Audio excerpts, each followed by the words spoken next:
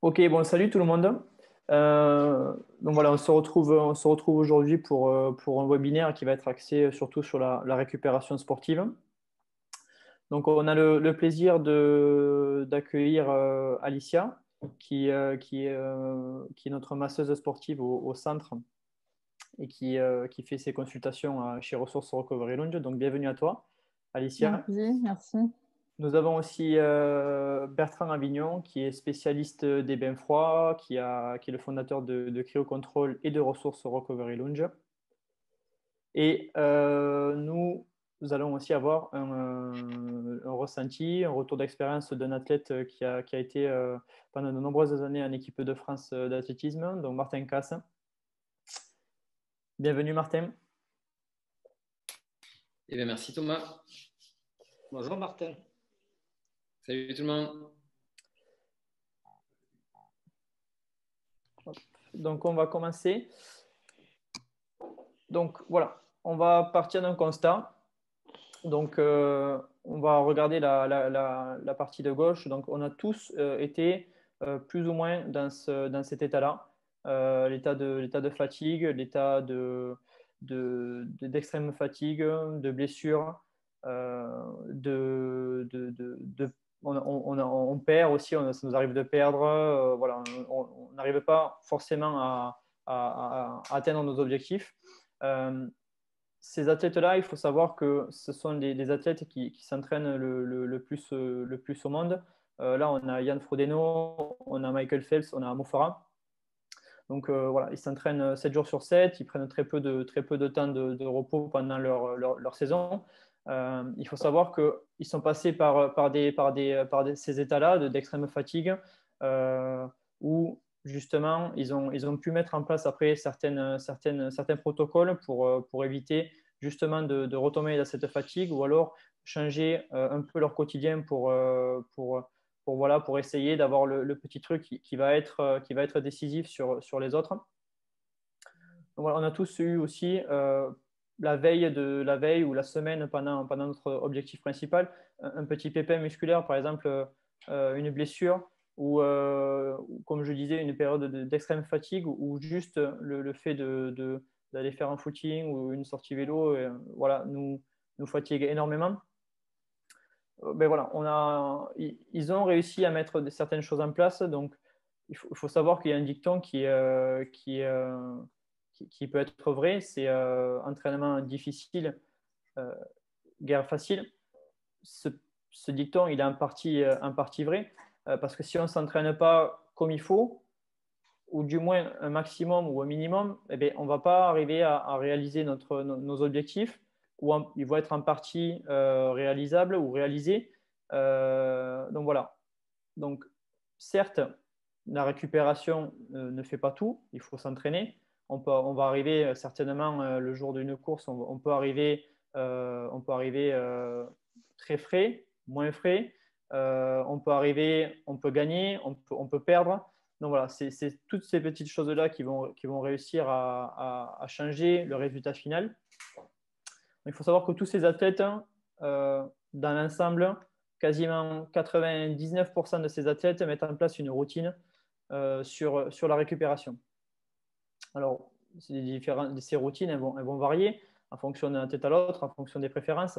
Donc, elles vont varier, mais sans aucun doute, chacun met en place un protocole de récupération justement pour éviter de se retrouver dans ces états-là. Il faut savoir aussi que ce qu'ils font, c'est au quotidien, c'est extrêmement dur. Donc, on n'est pas obligé d'être sportif de haut niveau pour faire de la récupération. Souvent, moi, j'entends parler, quelqu'un me dit, on fait toujours du haut niveau par rapport à soi-même. Ça, c'est vrai. On fait toujours en fonction de son niveau à soi et on essaye à chaque fois de repousser les limites de son corps. Donc, on n'est pas obligé d'être sportif de haut niveau pour récupérer. Donc, chacun peut y avoir accès. La récupération sportive, c'est quoi? Donc, je suis parti sur une définition. Euh, c'est l'ensemble des processus qui vont être mis en œuvre et qui vont permettre aux sportifs de retrouver l'intégralité de ses moyens physiques. Donc, voilà. Seconde définition, c'est aussi la récupération, c'est le temps qui va être nécessaire après une performance pour que l'organisme retrouve un état compatible avec la reproduction d'une performance égale.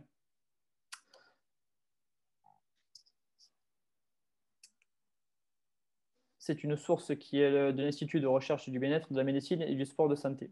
Voilà. Ensuite, la récupération sportive, elle repose sur 3 paliers différents.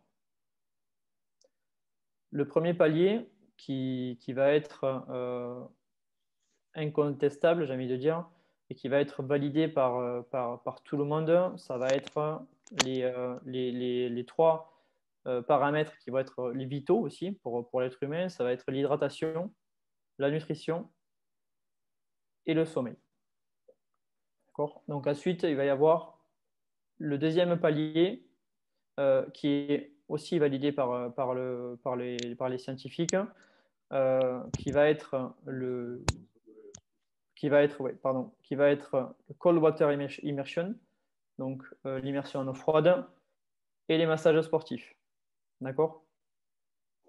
Troisième palier, on va avoir tout ce qui peut être bénéfique pour l'athlète, mais suivant ses besoins, il peut aller piquer au fur et à mesure, suivant certaines périodes aussi, dans ces zones-là. Donc, on a la compression, on a la récupération active, le sauna, le roll. Donc, foam rolling, c'est le massage par roll, du stretching, electrostimulation et recovery boots, c'est la pressothérapie.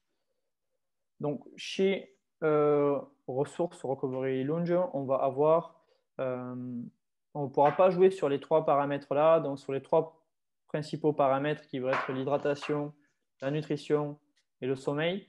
Par contre, nous, on va pouvoir apporter tout ce qui est cold water immersion, massage avec Alicia, stretching avec nos cours de stretching et de yoga, les bottes de pressothérapie, l'électrothérapie, le roll aussi, le sauna, la récupération active, avec le foam rolling avec Alicia aussi, bien sûr.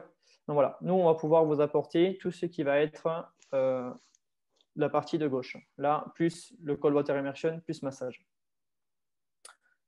Voilà.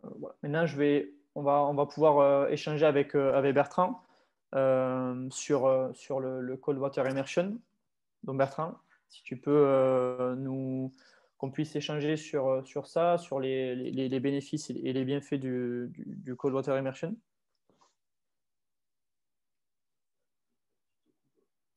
Je fais.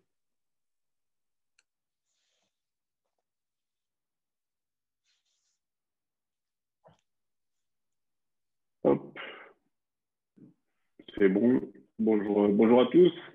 Alors oui, on va parler un peu de ressources et puis aussi de la cold water immersion, puisque on va dire que le bain froid, c'est un petit peu mon dada, bien obligé.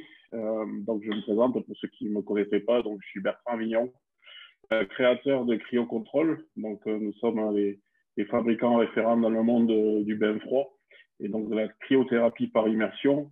Nous sommes aussi les créateurs de Ressources Recovery Lounge. Ressources Recovery Lounge, ça a été créé justement d'après le constat qu'a fait Thomas et d'après mon constat sur de nombreux sites et de nombreux centres de compétition dans le monde, puisque ça fait maintenant plus de 16 ans qu'on pratique ça et qu'on voyage un peu partout dans le monde. On est, pour donner une idée aux gens, Cryocontrol est l'équipementier officiel des Jeux Olympiques depuis Londres 2012. Cryocontrol, équipe et partenaire des plus grandes fédérations françaises et étrangères, notamment un petit peu de ce qui nous intéresse aujourd'hui, de la FFA et aussi de l'équipe de France de cyclisme, enfin, en tout cas de la Fédération française de cyclisme, de natation.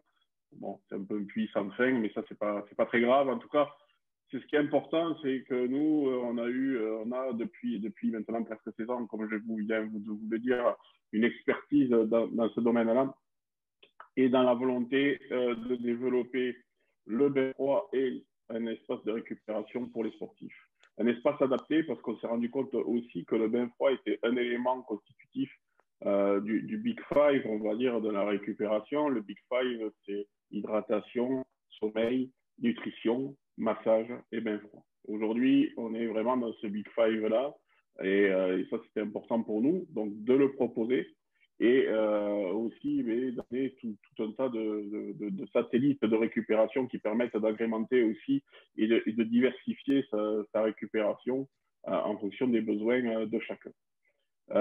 Donc le bain froid a beaucoup d'intérêt, forcément, on lui prête beaucoup de choses.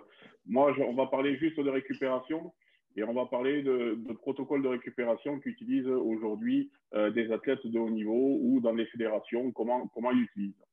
On travaille assez simplement. Alors, dans le cadre de répétition d'entraînement, le but du bain froid est là pour récupérer et surtout limiter les blessures. Voilà. Alors, on a souvent des contractures, on a souvent des micro-saignements dus aux courbatures, on a souvent ces choses-là qui arrivent. Le bain froid va permettre de limiter la blessure, d'améliorer la récupération entre deux temps d'entraînement et aussi de permettre de garder l'élasticité aux muscles. Si on vulgarise ça le plus simplement possible du monde, le bain froid permet, après un effort important, de limiter l'effet des courbatures. On ne va pas les limiter. On va limiter les micro-saignements intramusculaires qui créent des dommages, qui créent les courbatures. Donc, les courbatures, on les aura parce que c'est des micro-saignements qui se sont faits lors d'un effort important. Par contre, on va limiter son effet et limiter d'avoir les effets des courbatures, c'est-à-dire d'avoir des muscles durs. Donc, on va retrouver de la souplesse dans son muscle. Voilà l'intérêt primaire. Le deuxième intérêt qui est utilisé aussi, c'est revenir à des paramètres physiologiques normaux. Beaucoup de compétitions se font l'été, il fait très chaud, le corps arrive très rapidement en surtempérature, surtout sur les courses longues. On est en hyperthermie. Cette hyperthermie-là, on va la travailler, et notamment en cyclisme, et Alicia pourra vous en parler un petit peu tout à l'heure. Après une course d'une journée, le corps est en hyperthermie, on est à des paramètres physiologiques qui sont complètement anormaux, et le bain froid va permettre de faire le cool down, de retour au calme rapide, diminuer sa température corporelle et revenir à des pulsations aussi qui sont normales. Et c'est la première étape de la récupération. La deuxième étape étant bien sûr les actions que l'on a dit.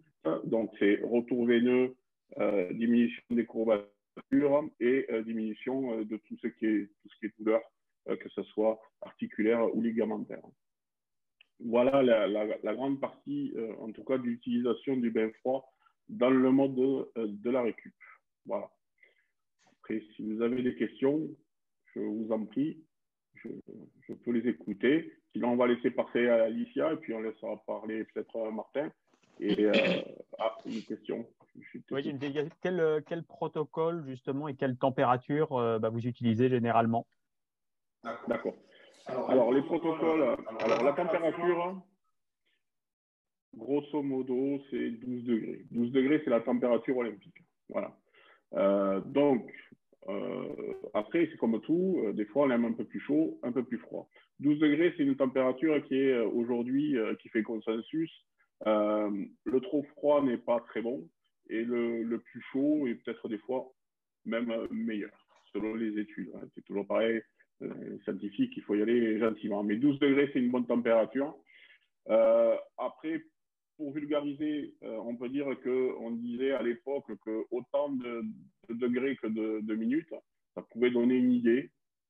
Et cette idée, elle est intéressante parce qu'on dit juste que en fonction du temps, c'est juste le temps de pénétration du froid. Voilà. Plus c'est chaud, entre guillemets, plus ça met de temps à refroidir. Bon. Après, je vous conseillerais de tester, hein, si vous n'avez jamais testé, mais l'eau froide, c'est comme l'eau chaude. Hein. À 40, ça pique. À 39, c'est acceptable. Et à 38, on a l'impression d'être froid. C'est contrairement à l'air. Donc, 12 degrés, c'est une bonne température. Et après, la durée. Voilà, ça, c'est la grande question. Alors, pour répondre à cette question, on a créé une application qui permettait d'y répondre. mais physiologiquement, on le ressent. On peut dire que quand on arrive à un point sur la partie analgésique, c'est-à-dire qu'on ne ressent plus les douleurs, qu'on ne ressent plus le froid, on peut dire que déjà, ça a fait du travail. Et là, grosso modo, on compte 3 minutes supplémentaires. En fait, c'est très difficile de normaliser la chose puisqu'on est tous différents. Que ce soit en fonction du sport que l'on fait, hein, que ce soit du coureur de fond qui va ressembler à un criquet ou un haltérophile qui va forcément être plus large ou Teddy Riner, voilà. Et donc, forcément, on a et des masses musculaires à refroidir qui sont différentes et des tissus adipeux. Je vais pas là-dessus sur les femmes, mais entre les femmes et les hommes, par exemple, moi, je suis un peu mal placé pour le dire, mais il y a aussi des différences. Donc, il y a des durées qui peuvent moduler. Donc, pour l'athlète en soi, ce qui est important, c'est ça, c'est d'arriver à ce point qui dure à peu près entre 3 et 5 minutes, quand on commence à plus ressentir ses jambes. Et puis là, on peut y rester entre 3 minutes et 5 minutes au plus long. Voilà. D'accord. Il ne faut pas aller au-delà parce que c'est contre-productif. On consomme beaucoup d'énergie, donc le corps se met en route, réchauffe le corps. Et ça, c'est plus embêtant. Voilà. Mais je sais que c'est pas simple pour vous donner une donnée précise parce que c'est aussi ça. Ça dépend aussi de la température extérieure. Parce que si on a très très chaud, ben forcément, on a aussi cette partie-là à éliminer de chaleur. Si on est, comme je disais tout à l'heure, en hyperthermie, hein, ben on va d'abord éliminer cette chaleur, puis refroidir son corps, puis travailler sur l'analgésie. Voilà. C'est bon? C'est bon. Bon, Alicia, si tu veux enchaîner. Donc, Alicia est quelqu'un qui est très dynamique et qui est un vrai couteau suisse du soin sportif. Et c'est quelqu'un qui est passionnante. C'est vraiment, elle m'a toujours passionné dans ce qu'elle fait. Très engagée, ancienne sportive de haut niveau dans le cyclisme. Et puis, elle a gravi au piolet toutes les marches là, de plein de choses. Et elle a commencé par le massage qu'elle fait très bien. Mais elle a plein d'autres secrets dont elle va peut-être partager avec vous. Je te laisse, Alicia, continuer cette interview. Ouais. Ben, merci beaucoup. Je pense que tu as bien mis la pression pour me présenter. Donc oui, j'ai plusieurs, on va dire, plusieurs capacités. Pour commencer, donc en fait, j'ai fait une formation en massage sportif en 2013. Suite à un arrêt de mes études, j'en avais marre. Moi-même, j'étais cycliste de haut niveau avant, j'ai évolué en pôle espoir. Et après, malheureusement, j'ai arrêté suite à un accident. Et mon but depuis toujours, c'était vraiment d'accompagner le sportif professionnel ou de haut niveau vraiment dans l'accomplissement de la performance physique. Et du coup, j'ai fait cette formation de massage sportif et derrière ça, j'ai intégré donc, une équipe cycliste professionnelle. J'ai fait plusieurs équipes cyclistes professionnelles différentes, donc depuis 2013. Et là, depuis cette année, je commence à travailler avec une équipe française qui s'appelle Groupama Française des Jeux. Donc, c'est une des meilleures équipes au niveau français, au niveau du cyclisme professionnel. Et à côté de ça, depuis 4 ans, j'ai repris mes études pour devenir ostéopathe. Donc, dans quelques mois, je vais être diplômée en tant qu'ostéopathe. Et mon but, en fait, voilà, c'est vraiment d'accompagner le sportif via le massage sportif et l'ostéopathie, avoir vraiment quelque chose de complet. Autre chose encore, oui, j'ai fait une formation en automassage. Donc, je donne aussi des cours d'automassage dans différentes structures sportives et notamment aussi chez Ressources. Je travaille donc beaucoup aussi dans le milieu du CrossFit sur Toulouse. Voilà les principales activités que j'ai, ce qui m'occupe déjà beaucoup. Donc du coup, j'interviens chez Ressources principalement en massage sportif, donc à la demande des sportifs qui sont présents. L'avantage de se faire masser chez Ressources, c'est d'avoir accès à un massage et aussi d'avoir accès à toutes leurs infrastructures autour. Donc c'est vraiment un gros plus. Pour vous définir un petit peu le massage sportif, qui est quand même assez différent du massage bien-être, même s'il apporte ce côté bien-être et relâchement. Un massage sportif, c'est déjà totalement personnalisé aux sportifs. Ça commence par un petit entretien où je prends en compte leur façon de s'entraîner, leurs contraintes dans leur quotidien, leur rythme d'entraînement, leur période, si c'est des compétiteurs, donc c'est-à-dire s'ils sont en préparation d'objectifs, s'ils sont après un objectif ou ils sont en période creuse.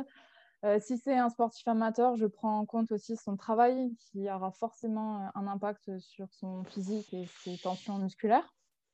Donc après ce petit entretien avec la personne, moi je vais adapter donc le massage suivant ses besoins, suivant ce qu'il me dit et suivant ce que je retrouve aussi. Donc je mélange un petit peu les tests qu'on m'a appris en ostéopathie et mes connaissances en massage sportif pour apporter quelque chose de vraiment personnalisé.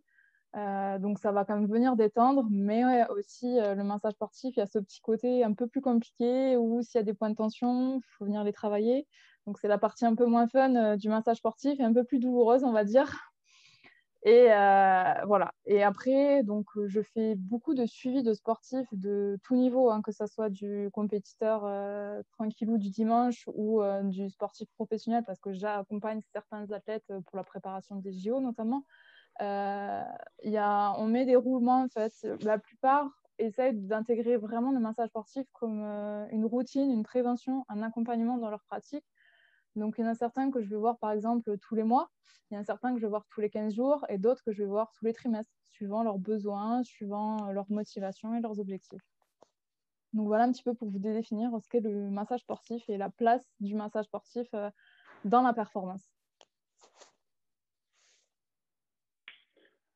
Ok, et donc les massages sportifs, il ne faut pas croire, effectivement, c'est pas que du plaisir. Tu peux nous parler un petit peu, par exemple, je sais pas, d'un massage de cycliste, ce que tu maîtrises le plus, en tout cas ce que tu vois au haut niveau, parce que bon, c'est vrai qu'on se dit un petit massage, ça peut faire du bien. Effectivement, ça fait du bien, il n'y a pas de souci. Mais un massage sportif, c'est autre chose et il y a d'autres connaissances. Oui, Quand c'est tu clair envoies du que... pouce, par exemple, tu vois. Comment? Quand tu envoies du pouce, par exemple, tu vois. Le pouce ou le coude même parfois, hein, faut avouer. Non, oui, c'est vrai qu'un massage sportif, ça aura vraiment tendance. Voilà, le but, c'est vraiment d'améliorer en fait la récupération du sportif. Donc, on va être forcément obligé de venir travailler tous les points de tension pour aussi éviter qu'il y ait des blessures derrière.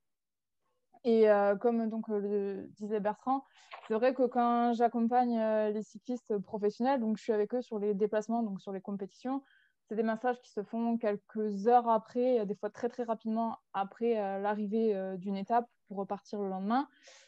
Donc là, le but, on va dire, en gros, c'est de remettre plus ou moins le cycliste en canne, entre guillemets. Bien sûr, c'est pas le massage qui fait tout, hein, loin de là, hein, parce que sinon, ça se saurait.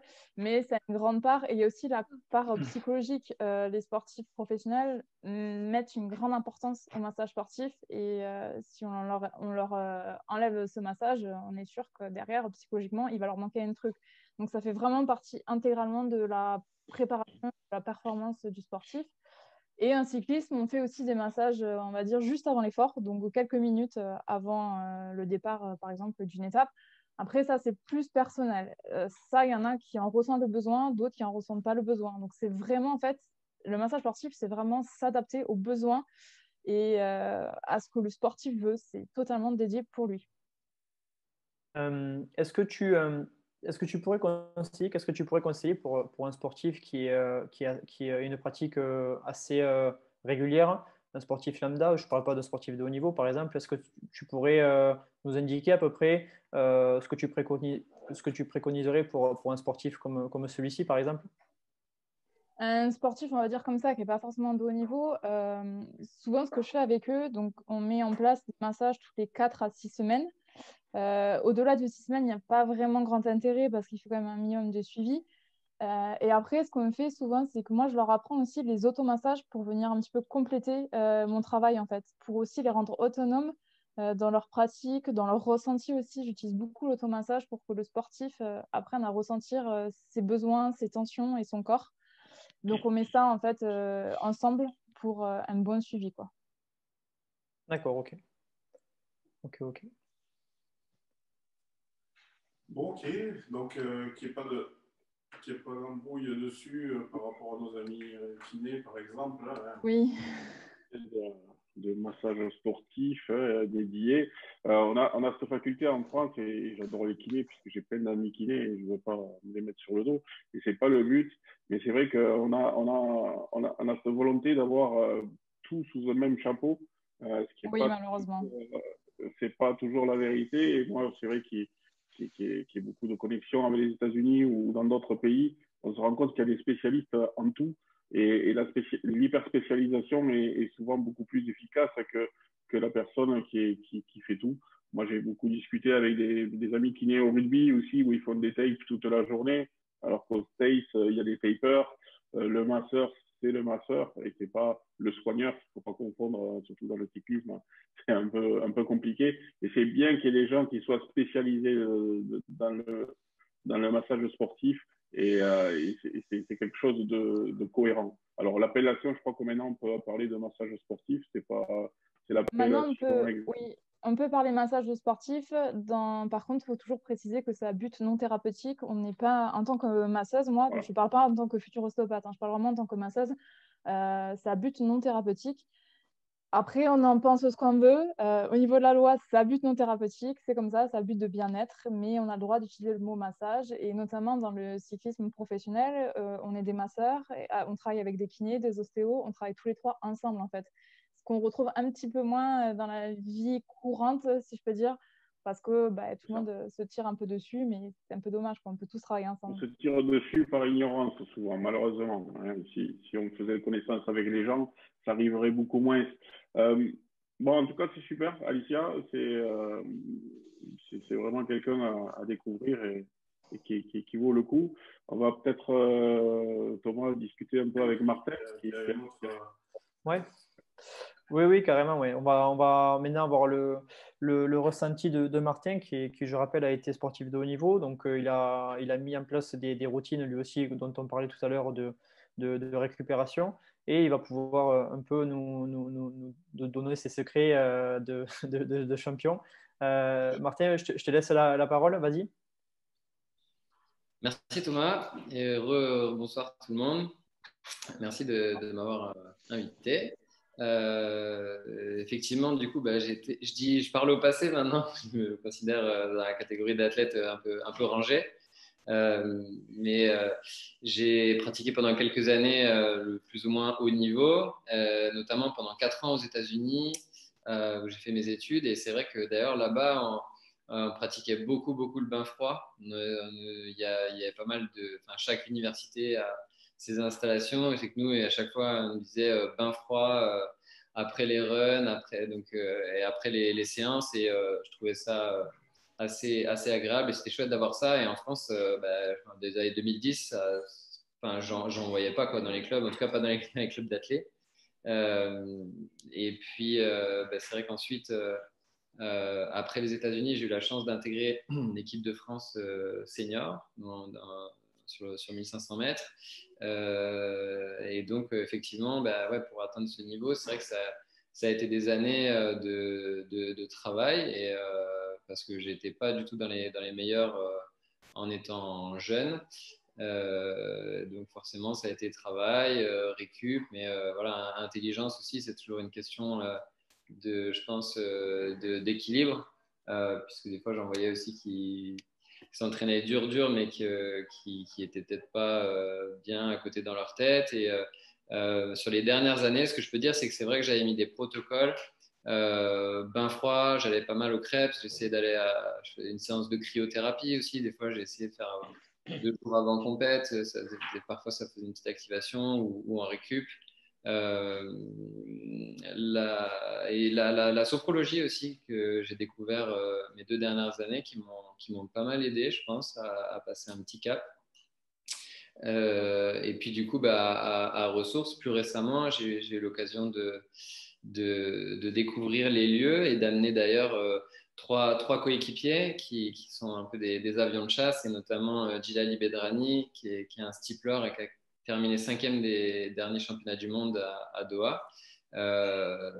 Donc voilà, on a eu l'occasion de se retrouver tous les 4 à Ressources. Vraiment cool de se retrouver ensemble dans cet espace. C'était comme si c'était privatisé, quoi. On a pu faire des bots tous les quatre. C'est vrai que déjà, faire les bots de pressothérapie à quatre comme ça, je ne connais pas spécialement de lieu où on peut le faire. Djilali, il a la chance d'en avoir chez lui, mais bon, les autres n'en ont pas. Ça coûte cher et d'habitude, on trouve ça chez le kiné. Et puis le kiné, il n'a pas le bain froid et le sauna. Donc là, on a passé 1 heure en exerçant un petit protocole chaud-froid, bien accompagné par Thomas. Donc voilà, et justement, le but, c'est que les gars puissent revenir à volonté. Moi, je sais que là, j'avais la prétention de refaire du haut niveau, j'hésiterais pas à aller à ressources. Donc voilà, super centre. Dommage que ce ne soit pas dans le centre de Toulouse. Là, je suis avec Alan, que vous connaissez, qui écoute là. Et donc, sinon, on viendrait, mais bon. Lui, il viendrait pas pour la récup, il viendrait pour boire des bières avec Bertrand, donc c'est pas le thème. Ça y est, ça part en travers. Je disais aussi que tu avais un relève du collectif des sportifs. Là aussi, c'est intéressant et on peut en parler 2 minutes, si tu veux, Alan. C'est la récupération pour tes sportives, mais parler du collectif que Ressources supporte aussi. Et ça, c'est plutôt positif aussi. Voilà. La distance sociale, c'est important. Bonsoir à tous, c'était pas prévu, mais avec plaisir pour intervenir.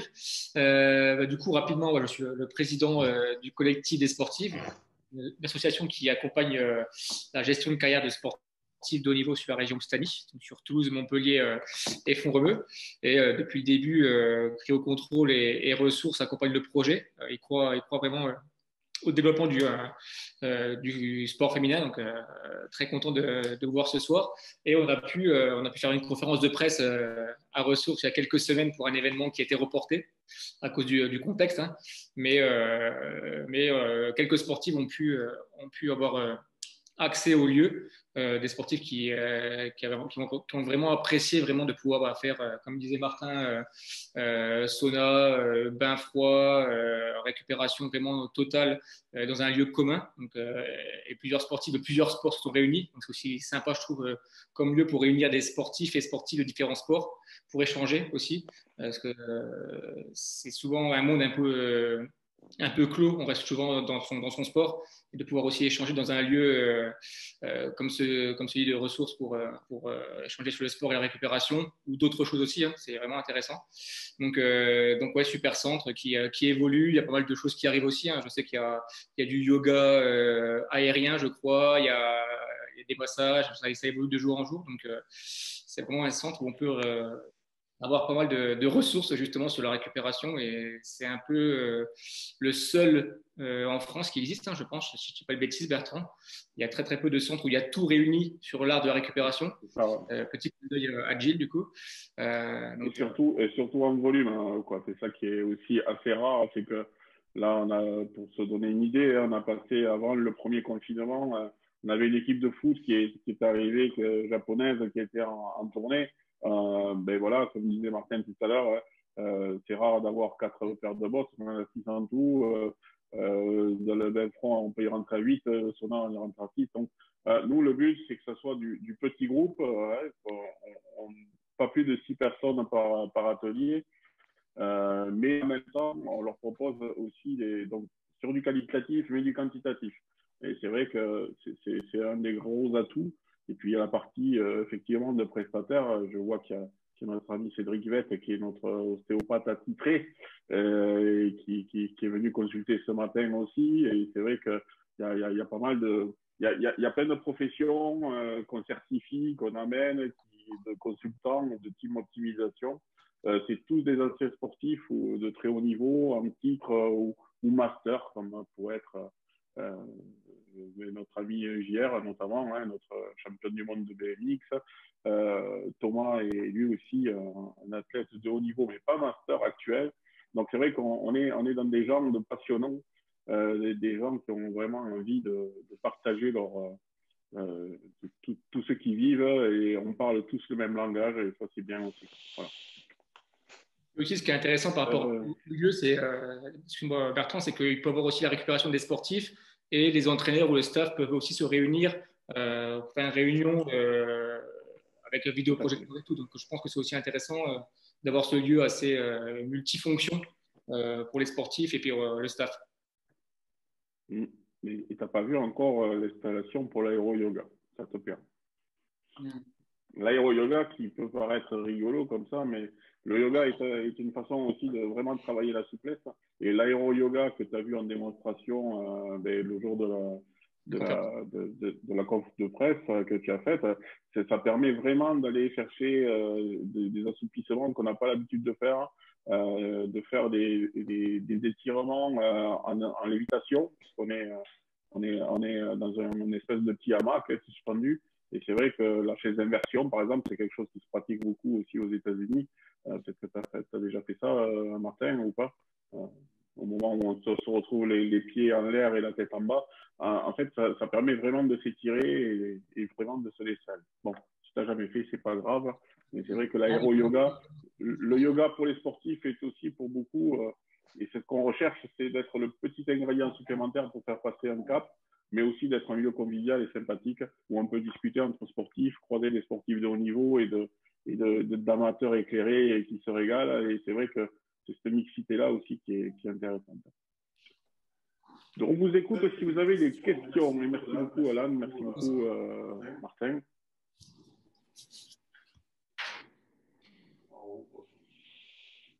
Oui, c'est fait. Est-ce que du coup, vous avez eu l'occasion de tester le iMotion ou est-ce que vous avez déjà des retours? Oui, enfin, je vais répondre du coup, parce que je l'ai testé et j'ai été formé dessus. J'ai eu l'occasion de tester iMotion. Je vais l'utiliser aussi dans ma pratique de tous les jours. Donc, je suis gestionnaire du centre de ressources Recovery Lounge. Comment? Ouais. Et donc,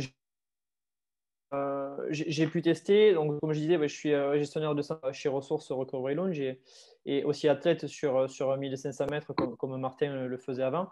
Et je me suis rendu compte que je pêchais un peu sur la fin de course. Donc, on va sur la fin de course, dans la vision de fin de course. Voilà. Et je vais utiliser iMotion aussi pour mieux me situer dans l'espace sur les fins de course. Donc même en étant athlète juste sur la piste, ça peut réellement avoir un intérêt. Après, ta question, c'était Martin, c'était plutôt sur l'utilisation dans un sport en particulier ou pas? Ouais, savoir si ça peut avoir son intérêt sur l'athlète. C'est vrai que je me dis sur des sports où il faut être concentré, ou le tennis, où tu vois, il faut avoir des Ouais, réflexes. ouais, c'est ça, exactement. Je me dirais peut-être que je vois moins d'intérêt sur le running, mais effectivement, tu cours en peloton des fois. Ouais, voilà. Mais c'est sûr. Ça a un intérêt. C'est sûr que sur tous les sports qui sont des sports où ça nécessite d'avoir des réflexes, réagir assez vite, c'est vrai que ça a son importance. D'ailleurs, Nicolas Marchais travaille avec des footballeurs, il travaille avec des pilotes de Formule 1, avec des rugbymen aussi. Donc voilà, tous ces.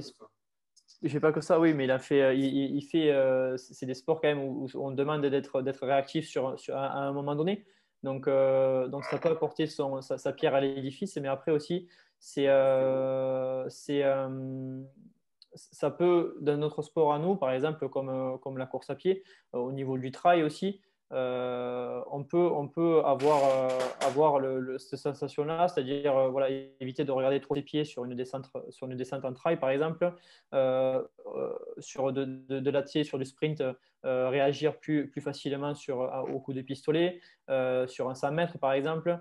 Ou alors sur un 1500 mètres, améliorer sa tactique de course, voilà, ou même du travail sur la posturologie, avoir la tête beaucoup plus relevée sur le devant, sur ton champ de vision. Voilà, donc ça relève aussi ça relève la posture, on est un peu plus droit. Nicolas, je vous invite d'ailleurs à regarder le live qu'a fait Nicolas sur mardi dernier sur l'intervention qu'il a faite. On voit bien d'ailleurs le changement que son athlète a. Un footballeur qui fait une échelle de rythme à un moment donné, il passe sur iMotion juste après. Donc, après, il refait son échelle de rythme et on voit directement le changement d'attitude qu'il a. C'est-à-dire que son regard est porté plus loin, plus devant. Il ne regarde pas ses pieds et il est moins assis, par exemple. Donc voilà, ça peut vraiment avoir un réel intérêt dans n'importe quelle discipline. Pour moi, j'en suis convaincu. Voilà. J'espère avoir répondu à ta question. Ouais, ok, merci. Je ne sais pas si d'autres personnes ont des questions.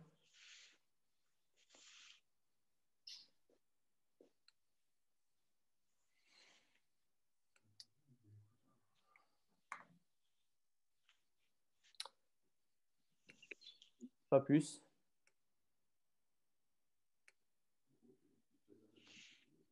Bon, bah, écoutez. Pour en revenir chez Ressources, on a, donc comme vous l'avez vu, on a vraiment un espace pluridisciplinaire où on retrouve tous les moyens de récupération qu'on a vu qui étaient importants et bénéfiques pour le sportif et pour le non-sportif aussi, pour améliorer le bien-être d'une personne lambda. On a des offres qui sont adaptées pour tous en fonction de vos besoins. Et il y a aussi des intervenants, comme on a pu voir, de qualité, avec Alicia, avec Cédric aussi. Donc voilà, on a tout pour répondre à vos besoins et on espère vous revoir d'ailleurs très vite dès que ce confinement sera terminé. On reste ouvert pour les SHN, les sportifs de haut niveau sur liste ministérielle et les professionnels du sport qui ont une carte professionnelle. Voilà. J'espère que vous avez passé un bon moment. Très bien. Et je vous dis à bientôt et on vous communiquera bientôt le prochain thème du live, ce mardi prochain. Merci à vous. Merci à vous. Merci à vous. Très vite. Merci. Merci beaucoup. Bonne soirée. Salut, à bientôt. Salut tout le monde. À bientôt. Ciao. Au revoir. Salut. Au revoir.